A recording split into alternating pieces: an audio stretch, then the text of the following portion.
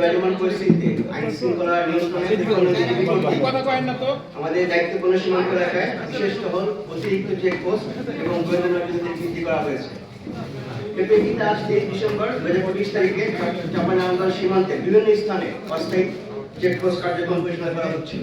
ঠিক এই সময় হঠাৎ আমাদের নিকট সংবাদ আসে যে সীমান্ত হতে 900 গজ বাংলাদেশের অভ্যন্তরে শিবগঞ্জ থানাধীন মনাকাশ ইউনিয়নের রাঘববাটি এলাকা দিয়ে অবৈধ চোরাচালানকৃত কিছু বিদেশি অস্ত্র বাংলাদেশে প্রবেশ করতে পারে। পরবর্তীতে আমাদের কৌশলগত পরিকল্পনা অবলম্বন করে রাঘববাটি স্থানে সকাল 11:30টার দিকে একটি অভিযান পরিচালনা করা হয়।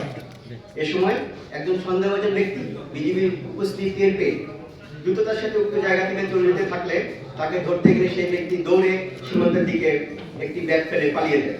পরবর্তীতে টহল দল ঘটনাস্থল তল্লাশি করে ব্যক্তি উদ্ধার করে এবং পলিথিনে মরণ অবস্থায় 2টি বিদেশি পিস্তল, 4টি ম্যাগাজিন এবং 5 রাউন্ড গুলি জব্দ করে।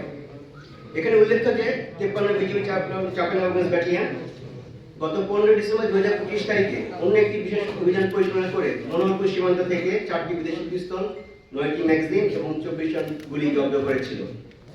বর্ডার বাংলাদেশ সীমান্ত সুরক্ষা, চোরাচালান দমন এবং সীমান্তে যে কোনো অপ্রীতিকর পরিস্থিতি প্রতিরোধে প্রতিজ্ঞাবদ্ধ। এই লক্ষ্যে কৌশলগত পরিকল্পনার মাধ্যমে আমরা প্রয়োজনীয় প্রতিরোধমূলক ব্যবস্থা গ্রহণ করেছি এবং ভবিষ্যতেও এ ধরনের কার্যক্রম অব্যাহত থাকবে। ধন্যবাদ।